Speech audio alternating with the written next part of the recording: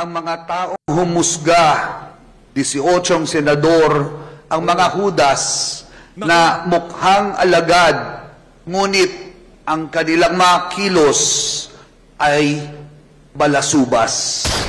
Lahat naman ho tayo makasalanan, pero ang nakakaya, yung isang pare na kung makahusga at makatawag ng hudas, kung makapagsalita, mas hudas pa. Alam mo yun? 'Di ba? Ang daming nawalan ng kabuhayan. Flood control projects.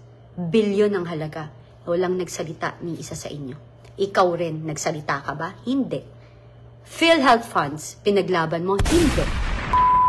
Nako, yan na nga ho ba sinasabi natin. Ang problema ho kasi dito sa mga pari na to, dito sa mga universidad na to, napakarami hong nagdaang issue na kung saan ay malapit talaga sa bituka ng sambayanan, hindi kayo nakialam. Kaya ngayon, nagsalita na yan si Ma'am Cathy Binag kaugnay sa mga nangyari kahapon dyan sa Senado. Isa ho sa pinakaabangan. Ika nga itong punto de vista nitong alin na to, inihintay ho ito sa social media kung ano masasabi niya dyan sa mga nangyaring development sa Senado kahapon. Pero bago ho yan mga kababayan, isang like at isang subscribe. Masaya na ho tayo dyan sa mga gusto sumahal sa ating community. Yung join button, nandyan lang ho sa baba. Hindi ho natin pwedeng palampasin ng pagkakataon na hindi ho natin na mega-mega love shoutout, no? Marami hong nagtatanong bakit wala na daw ho tayong mega-mega love shoutout. Eto, mega-mega love shoutout na ho tayo dito sa video na to. Ha? Ayun na nga, no? Dito ho, mega-mega love shoutout dito kay Ma'am Annalyn Ardiente. Maraming salamat to dyan sa 10 Hong Kong dollars. Maraming salamat. Mega-mega love shoutout. Palakpakan ho natin si Ma'am. Mega-mega love shoutout din ho dito kay Ma'am Ann Vlogs 83. Mega-mega love shoutout Ma'am Ann Vlogs 83. Maraming salamat ho sa pag-support sa page update. At yung mga nagpakulay sa mga nakalipas natin video, maraming salamat. Dito kay Ma'am Ariza Yen, dito kay Ma'am Raspberry, dito kay Ma'am Lorna, maraming salamat to. Hindi ko na ho na-i-flash yung mga bago na lang dito kasi mga ano na yun, mga 2 days ago na. Mega love shoutout pa rin ho sa inyo. Maraming salamat to sa pag-support sa page update. At dito rin ho sa video na to, papasandaan ho natin ang naging live ng isa sa mga ika nga nag-diffuse ng tensyon diyan sa Senado kahapon. Paano na lang kung wala yan si Senator Alan Peter Cayetano, di nagkaroon na ng Royal Rumble kahapon dyan. Nakita nyo naman ho mga kababayan, yang si Risa Ontiveros, galit na galit dito kay Amy Marcos. Ito naman nung si Coco Pimentel, talagang kung ating papakinggan ng tono niya, medyo bumabanat na rin siya dito kay Senator Bato. At ang matindi ho mga kababayan, talagang nagkaroon na ng ambahan. Nagtaas na nga ng gastong si Senator Robin. Robin versus Villanueva. Dito ho mga kababayan, kailangan ho nating palakpakan itong si Senator Alan Peter Cayetano. Napakaganda ng ginawa niyang trabaho kahapon sa Senado. Isa ho siya doon sa mga senador na nakita natin na yung pagiging dalubhasa niya, yung experience niya diyan sa Senado, talagang nanigibabaw kahapon. Hindi emosyon o kung ano pa man. Pero uunahin ho natin diyan itong si itong nag-rally na to. Bago yan, ito muna. Ito yung mga nananawagan sa labas ng Senado kahapon. Nako, itong si ate. Pati yung anak mo talagang isinama-sama mo pa dyan sa rally. Wala namang kamuang-muang yan. Sa bagay ko, sayang din naman pampadede, di ba? Sayang din naman. Ito. Tingnan yung mga nagpapatalsik kay Bibi Sara. Wala naman ho tayong problema. Maglabasan tayo ng sama ng loob. Pero nagtataka lang tayo kung nasaan na yung membro ng mga makakaliwa. Yung mga bayad muna, yung mga Gabriel. Nasaan na ba kayo? Wala na ba? Kulang na ba pambayad ninyo? Kaya kakarampot na lang. Wala man atang 100 yung mga nagrally. Pero kung i-report ng media, ganito ho ang pagkaka-report. Mr. Senate President, ano ho bang masasabi nyo kaugnay doon sa mga nagrarally sa labas ng Senado? Kaugnay dyan sa impeachment na yan laban dito kay Vice President Sara Duterte. Tila bagang dinidribble-dribble nyo daw. Yung tipong para lang sa optics na masabi sa interview na merong nagrarally, kahit na mga mukhang falsifikado yung mga nagrarally, talagang kakalad ka rin nila sa mga press con nila. Ito. Grabe naman yan. Itong si Utoy. Ito si Utoy. Ito, yan si Utoy. Ito. Utoy, alam mo ba kung ano pinaglalaban mo dyan, Utoy? Sa bagay, pang load para makapang ML. Basta wag ka lang mag-rugby, ha? Wag ka lang mag-drugi. Sana daw! Pati Mega Poho, si Rana din. Nakamatawa. Yung iba nahihiya pa. Yung iba nahihiya pa. Itong si ate, oh, ito si ate girl, nahihiya ka. Oh, nahihiya ka. Okay lang yan. Sayang din naman, di ba? Ano niyan, pang-ulam din. Oh. Oh. Yung iba para magpapataya lang ng waiting, eh, no? Ayan, oh. Tignan niyo naman, no, yung mga kababayan, no? Ito naman, no, pinaka-latest ngayong araw na ito. Ito si ate girl, oh. Binanatan niya itong si Chis Escudero. Ay, Chis, makinig ka dito kay ate girl. Ate girl, banata mo si Chis, ha?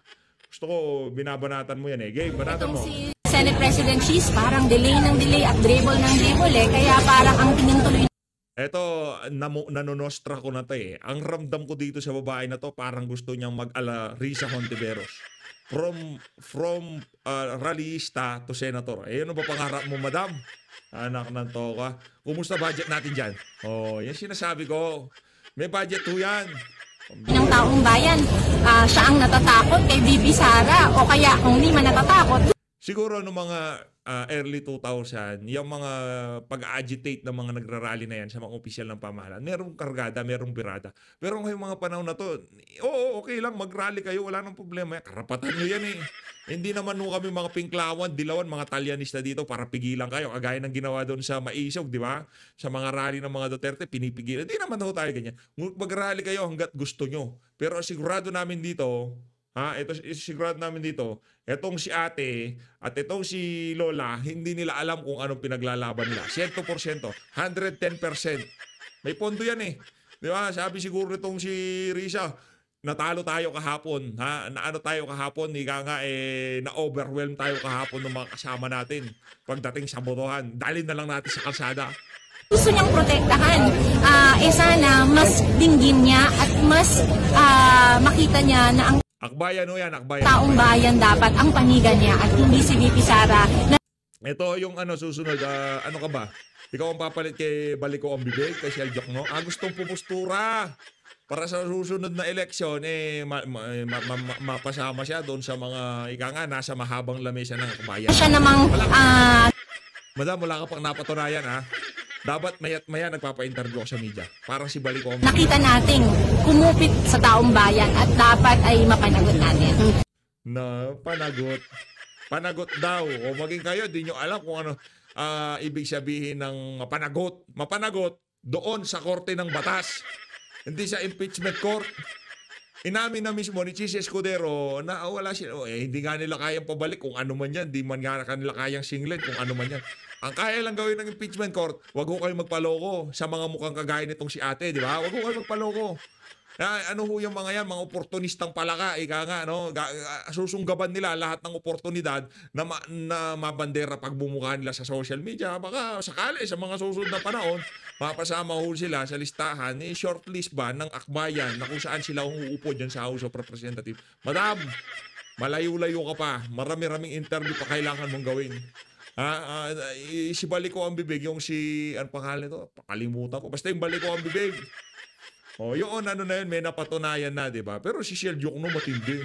Di ba, pagpasok niya, akbayan kagad. Ang tokwa, Congressman kagad siya. Ito na, rekta na tayo dito kay, dito kay Ma'am Cathy Binag, ang pinaka-aabangan, pinaka-aabangan ng lahat. Teka lang, bago tayo dyan, punta ho muna tayo doon sa MAS, dyan sa House of Representatives. Teka lang ho, ha. Nagkaroon ho kasi ng kanina, misa. Teka lang. Ito. Malaki pondo nito, malaki pondo. Nandito itong itong maingay sa TikTok, sa impeachment, pero pagdating sa GAA, sa mga kakurakutan ni Tambaluslo, sa mga kabalbalan sa House of Representatives, tahimik ito. Itong si Magno, Cielo Magno, tama, si Cielo Magno at ilang mga pare, ito yung mga babanatan ni Ma'am Cathy Binag sa kanyang video na to. Ito. Mamaya meron nung ganap dyan sa House of Representatives, pasadaan din nun natin yan ito. Cielo Magno, hindi ka nahiya? Hindi ka ba nahiya niyan, Cielo Magno? Ang kapal ng mukha mo. Pagdating sa usaping impeachment, palakad-lakad ka pa sa karsada, pero sa issue ng GAA, issue ng issue ng flood control, issue ng ayuda, tahimik ka. Baka nabusalan ka na din.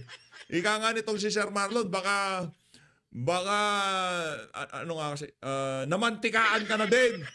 Nantokwa. Ito, rekta ho tayo dito kay Ayan, teka lang. Dito ako sa ano yan. Asan ba yung si Cielo Magno? Gusto ko ngayon si Cielo Magno dito eh. Oh.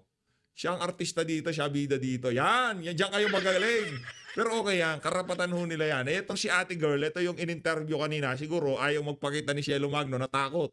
Kasi makikita yung pagiging ano ho niya, yung tipong galit lang talaga kay VP Sara. Lahat ho ng mga yan, galit lang kay VP. Pero itong mga bata sa likod, mga tag-ano ho yan, siguro.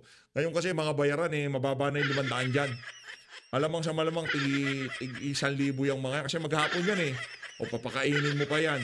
Pero kailangan pakainin nyo at bayaran niya. Mag-iiyak sa social media yan. Ito na. Ma'am KTV na po tayo. Game. Hello. Hello. Sinasabi ko. Pagka narinig nyo na yung hello. Walang tulog. Yun na yun. Diba? Hintay natin sila. Forward ko naman ako. Talaga namang na-trigger ako dun sa kanyang selective justice. 'Di ba? Gusto ko siyang pag-usapan kasi mga katulad niyang pare ang dahilan Nako. bakit hindi na ako Katoliko ngayon. Naku po, Yun. mabigat yan. Para malaman din ng mga ibang pare na matitino. Alam mo yan? Alam niyo yon? Alam mo yon? Yan. Pag-usapan natin si Father Flavor. Na kung Nako, si Father Flavi. Si Father Addict. anong tawag dito? Dati, ninawin natin, addict dati. Inamin niya, di ba, dati, pero ngayon, hindi na. Addict na lang siya kay Dilima. Lagi niya kasama Okay, nga dati nag-addict daw siya. Pero ngayon, hindi na. Si Father Flavi. Maglalaban ang hustisya para raw sa bayan, napaka-selective. Diyos me. Di ba? Si Father Flavor. Flavor of the month. Kasi selective ang kanyang pagpili ng hustisya. Salamat. Naiirita ako. Lahat naman ho tayo makasalanan. Pero ang nakakaya, yung isang pare na kung makahusga at makatawag ng hudas, kung makapagsalita, mas hudas pa. Alam mo yun? 'Di ba? Hello sa inyong lahat. Yun, 'di ba? Grabe yung mga bitter dyan. Nakakalungkot. Mga bitter. 'Di ba? Nakakalungkot. Mga bitter Sige, kayo, pag nag 300 na tayo, ano tayo? Let's start. Nag-umpisa na naman, 'di ba? Alam niyo ako, hindi ho ako perfectong tao. Marami rin ho akong maling nagawa sa buhay. And lahat naman tayo ganun, 'di ba? Ang nakakalungkot lang at nakaka-disappoint, mas madalas kung minsan yung supposedly na magbibigay sa atin ng inspirasyon para gumawa ng mabuti at ng tama, yung pa yung kung what do you call this, kung lumabas or magsalita ay napakamali at selective lang. Kasi may isang pare, si Father Flavor dyan, na lumabas. No? Ako naiirita ako. Ayoko na sana na magsalita about them or about religion.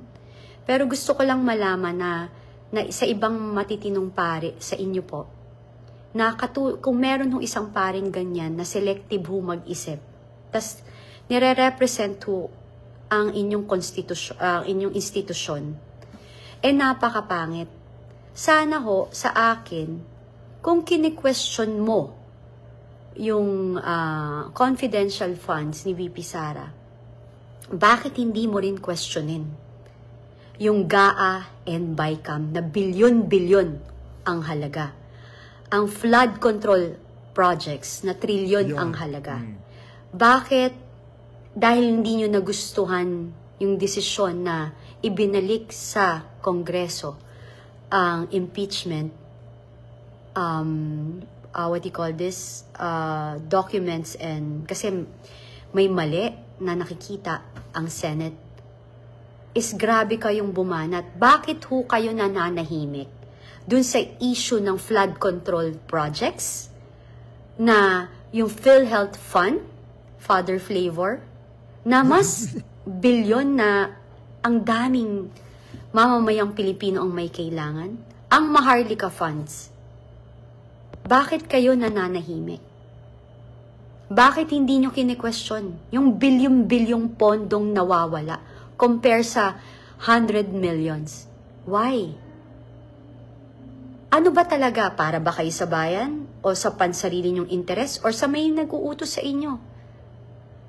Hindi na ho kayo kapanipaniwala. Sa totoo lang, napaka-ipokrito ninyo. And kung meron kayong sasabihing hudas, isa ho kayong hudas para Nako! sa bayan at mamamayang. Yari ka dyan, Father Flavi. Nagalit mo tong ano namin. Itong muse namin, yari ka dyan. Oh, ikaw ang das who. Diba? Ikaw ang das who. Hindi ang mga... Yung 18 senator, ito ang problema sa mga ano, mga bataan nitong si Trillanes at nitong si Tambaloslos.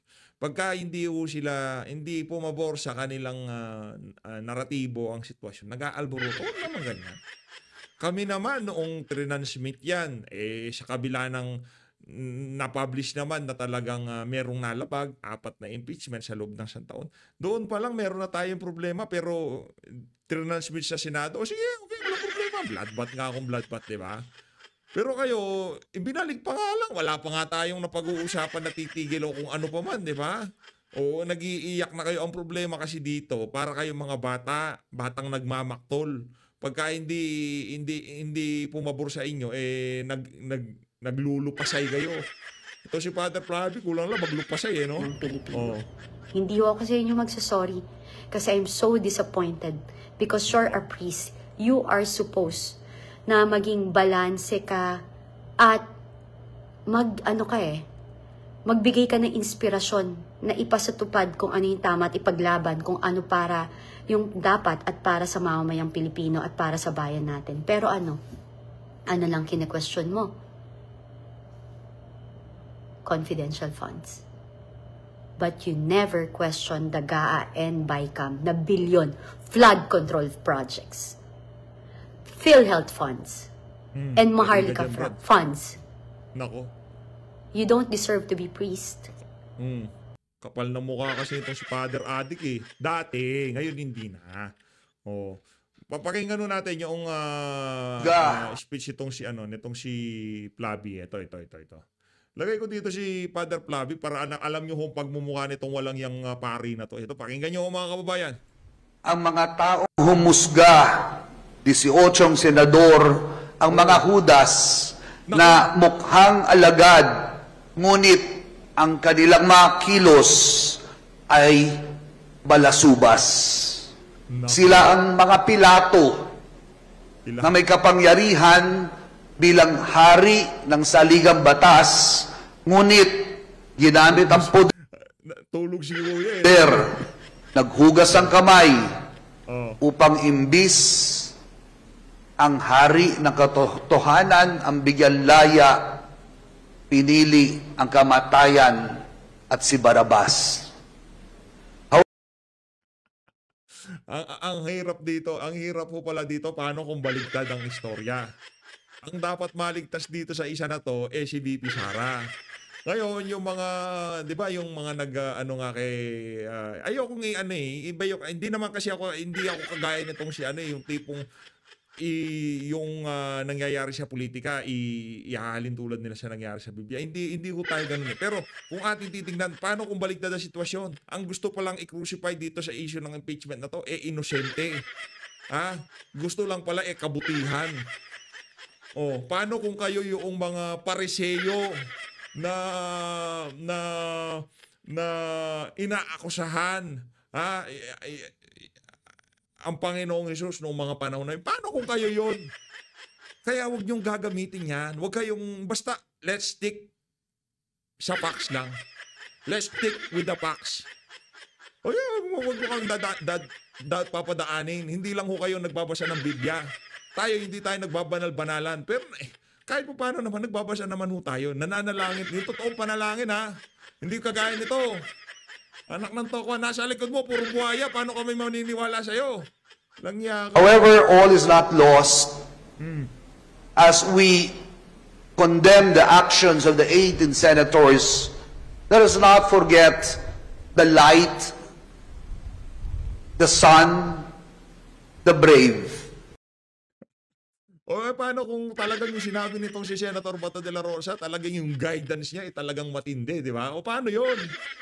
O ibig sabihin kayo natatalo kayo ng yung kasi yung mga nasa kadiliman yan, si Father Adik, dati, hindi ngayon. Ngayon adik na lang siya kay Dilima, lagi niya kasama. O, hindi na siya, dati yon ha, hindi ngayon. Ano naman siya naman nag-confess nun linabas naman niya yan, hindi naman tayo naglabas niya. Siya naglabas nun. O, dati huyang nagbabangag, dati. O, ngayon pari na siya, kay Dilima na lang. Lagi niya kasama. Ayun. O, tuloy natin. Kakahiya ho kayo. Kasi selective ho kayo. Nako. At namamanduhan ho kayo. Hindi ho ng Panginoon. Bagkus ng mga demonyo sa paligid nyo. Yari ka dyan, Brad! Nako, matindi yan ha, matindi yan. Namamanduhan ka daw ng yung mga demonyo ba? Sa paligid mo, may mga demonyo. Problema dyan, Brad. Yeah. Human rights kayo ng human rights. Kami, nasaan human rights namin? Yung mga bangag. Yung mga adik sa kalye. Ino-hold up. Di ba? Yung mga ordinary Pilipino. Asa yung human rights namin? Yung mga katoto mo lang ba dati ang dapat may human rights? I mean, katoto, yung mga kaibigan niya dati na mga bangag. Kung ngayon, alam ko, di ka na nagbabangag. Bangag ka na lang ngayon kay Dilima. Langya ka, oh. Sana wag nyo na lang kung gamitin yung pagkapari nyo. Correct. Kung ganito rin lang ho kayo. Sa totoo lang, nakakahiya talaga kayo. Hindi ako perpekto. Makasalanan ako. Dahil sa buhay ko, katulad ngayon, nagkakasala nga ako. Ngayon, dahil sa inyo. Correct, diba? correct. But I don't care. I need to say this. Kasi yung feeling nyo kung kayo lang pwedeng magsalita, kaming mamamayang Pilipino, pwede rin hong magsalita. Hindi ho tama yung ginagawa nyo. Questionin nyo yung GAA and BICAM. Questionin nyo po yung nawawalang flood control projects. Ang dami pa po. Sampal sa Pero pagmumukha ano ni mas Father pinipili Adik nyo? yan. Father Flavi pala. Sorry, nasanay na Father Flavi, sorry. Di na siya ngayon ganon. Dati yon. Ngayon, tapat na siyang naglilingkod kay Tambaloslos at kay Trillanes. Hindi sa Diyos, kasi kung talagang naglilingkod ka sa Diyos, imbis na yan ang atupagin mo, ang dami nagugutom sa kalsada.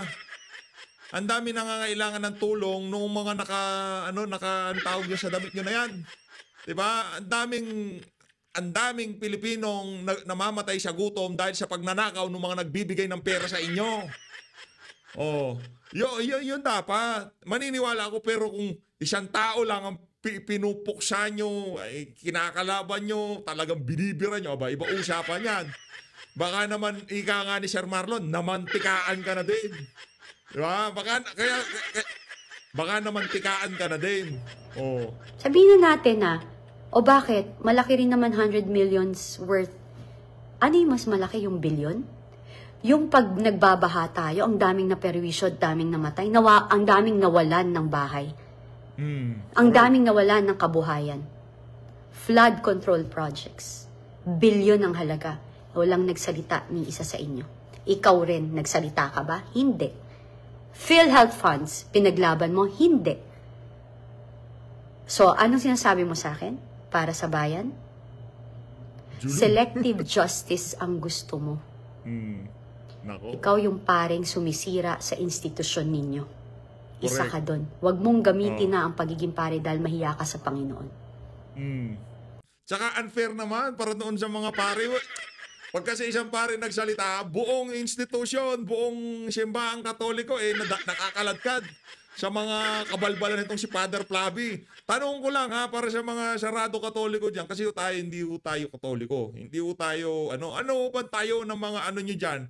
Yung mga parokya tawag nila dyan Yung mga simbahan nyo, sang-ayon ho ba sila dito sa mga nangyayari sa ating bansa na to? Sa kabila ng napakaraming nangyayaring korupsyon, flood control, GAA, kriminalidad sa karsada, approve ho ba sa mga parokya inyo yung mga nangyayari na yan?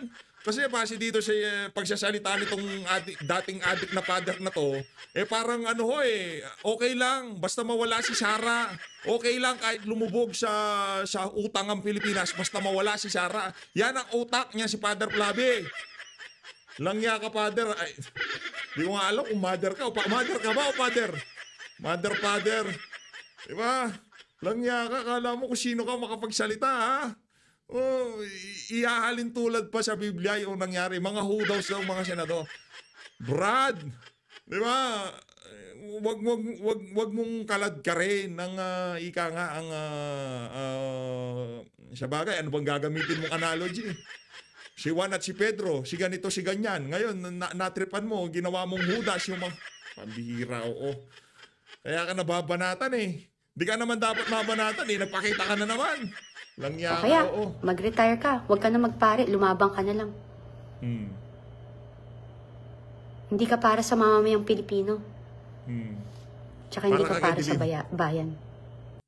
Hindi, madam, para siya kay Trillanes at kay Tambaluslos at para kay Dirima. Yan ang mga amo niyan Hoy, para sa CBCP, mga samahan ng mga pari diyan. Di mo kayo Pati kayo, pati pangalan nyo, nakakalad ka dahil sa mga kapalpakan, kabalbalan, kabalenturaan ng mama na yan. Di nga, father ba yan? Baka mother yan. Nakakahiya ho kayo. Sa totoo lang. Oo. Yun lang ho. Ciao. Yun lang ho. Ciao. Bye-bye, madam. See you later. Maraming salamat, Mama KTV. Palakpakan mo muna natin ang isa sa mga sa mga magagandang vlogger sa kasaysayan ng Forever. Palakpakan natin. Yan si Ma'am KTV. Ayan, naku.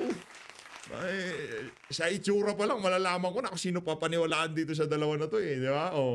Ma'am KTV tayo dyan. Dito tayo. Makibalita ko. Ito, ito? Mabait ho ito. Ika nga.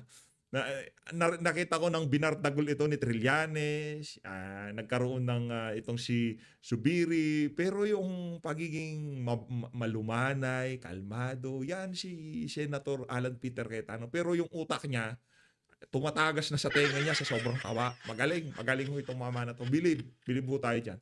Na kahit na maraming nanira dyan noong mga naunang panahon, kasi nagkaroon ng problema yan Yung tipong siniraan siya ng isang vlogger. Hindi, mas naglilinho talaga tayo dito kay Senator Alan Peter Cayetano noong mga panahon na yun. Noong sinisiraan siya, kasi nagkaroon ng away-away dyan Pero mas pinaniniwalaan ko to. Hindi ka naman gagawing Vice President ni dating Pangulong Rodrigo Duterte kung kargado ka. Kung meron kang bagahe, ika nga. Pinili yan ni Tatay Digong, merong dahilan. Si dating Pangulong Rodrigo Duterte kung bakit siya ang piniling maging Vice President niya noong 2016. At yung mga dahilan na yon ngayong 2023 ay 2025 talagang lumilinaw doon sa mga kababayan nating nang away dyan kay Sen Alan, di ba? Noong mga panahon na yun. Saludo ho tayo dyan, saludo. Pakinggan natin mga punto de vista niya. Okay. Hindi pa ako nakakaupo ng tahimik to really think kung ano nangyari, paano nangyari, impromptu talaga, hindi scripted. Saan tayo pupunta. Of course, in my mind parate is, Lord, help us to do what's right. And also, that we pursue God's kingdom, His righteousness, yung mag-align tayo. Magkano bigay sa'yo ni Sarah? Actually po, hindi kami nag-uusap ni Vice President Baga sinabi nitong si Sen Alan na hindi sila nag-uusap. Maniwala kayo, di sila nag-uusap. Kahit ako naniniwala ako, di sila nag-uusap. Kahit doon sa speakership, di ba, alam naman natin kung sino bata nitong si VP Sara nung nagkaroon ng term sharing dyan sa House of Representatives, di ba? Hindi ko talaga sila nag-uusap. Pagka sinabi ni Sen Alan na hindi sila nag-uusap, maniwala ko kayo. Sarah, hindi po lingid sa inyong kaalaman, malapit po ako sa tatay kay PRD, but I can face anyone and tell you honestly na politically neutral here. Trying to do our best for what's best for the country. And I think if all of you know the facts we do, katulad dun sa impeachment complaint, then magiging mas malalim ang inyong pagkakaintindi sa nangyayari. Ram Esperon, good evening. Kaya importante ho yung edukasyon eh. Yung tipong wag ho tayong magpakabulag na tagasunod doon sa mga political personalities, political mga parties. Wag ho tayong maging bulag na tagasunod. Kay Tatay Digong okay lang kasi may napatunayan na pikit ka pa basta si Tatay Digong doon ako, walang problema. Kasi di ka maliligaw dyan. Alam mo, pagka yan Duterte, ang gusto niyan, mapabuti kalagayan ng mga Pilipino. Pero pagka iba, mag-isip-isip ka. Yun ang ating sigurado dito. Wag ko tayo maging bulag na tagasunod. Yung tipong pagka sinabi ni ganito, ganyan. Hindi, kailangan nun natin ma-educate, maintindihan kung ano ba yung mga naging dahilan kung bakit sila umabot dun sa desisyon na ibalik na lang sa House of Representatives. Yung problema na ipinilit ipakain sa Senado, nitong mga walang yung aso ni Tambaluslos, di ba?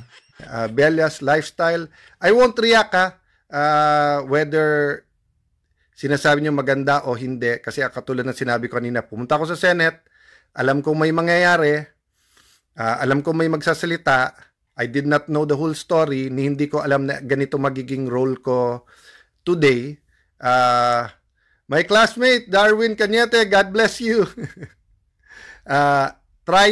Darwin, trying to be a statesman in the sense na it's not political but what's best for our country. Brother Robin Padilla, good evening sa iyo. Assalamualaikum, good morning pala.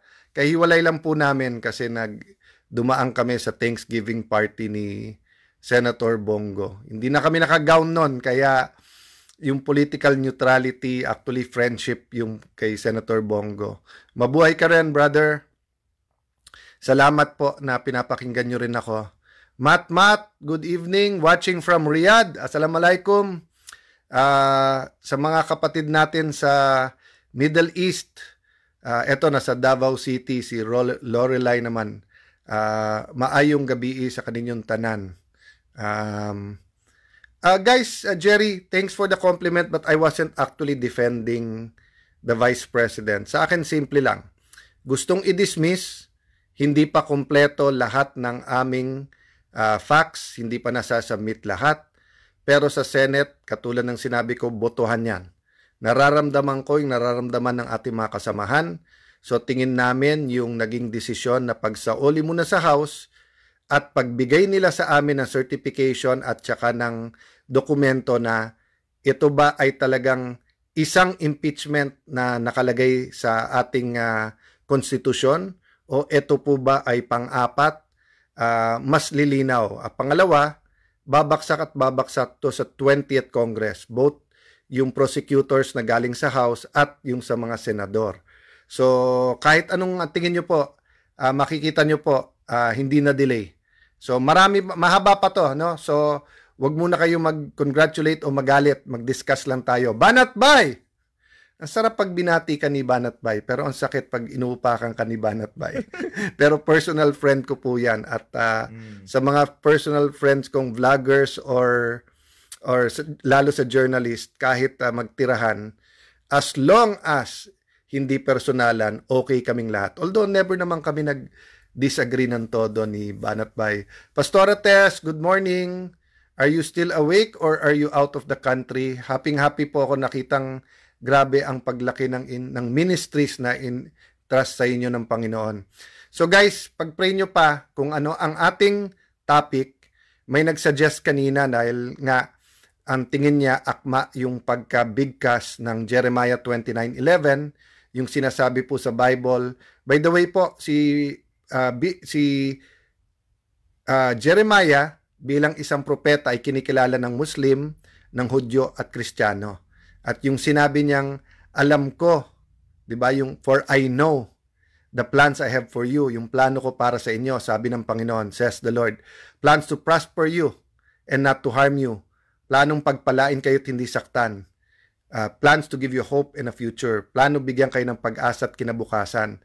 Nirelate ko po kasi yon na napakadali pong sabihin yon, pero kailangan nating intindihin may plano ang demonyo para sa atin. So, pirme yan, pirme. ang ating laman, ang ating spirit, ang Holy Spirit at masamang spirito, kinakausap tayo. Sino pakikinggan natin? Di ba? And of course, the Lord God, Holy Spirit always wants kung ano kalooban ng Diyos. Pero yung mga spirito ng mundo na to, karamutan, kalaswaan, bisyo, love for money, di ba? Nandyan yan. So, pero I have to recognize at to admit to you guys, nasa Houston, Texas pala si Pastora. Hello po. God bless po sa inyo lahat dyan. Ito naman, from USA din, si Joel Vic. So, I was saying lang po, no? You have to recognize when you're in certain situations, kaya nga nyo nga dinidiscern. Diba? Kung ganun kadali, parate, kung ano tama't mali, di bakit yung pinaka-wise na tao sa buong mundo, throughout history, si King Solomon, bakit ang prayer niya sa Panginoon, Lord, let me know right from wrong, at saka katulad ng reminder ni Monsignor David ng Paranaque, may kasunod sa prayer yon, and the strength to do what is right, di ba?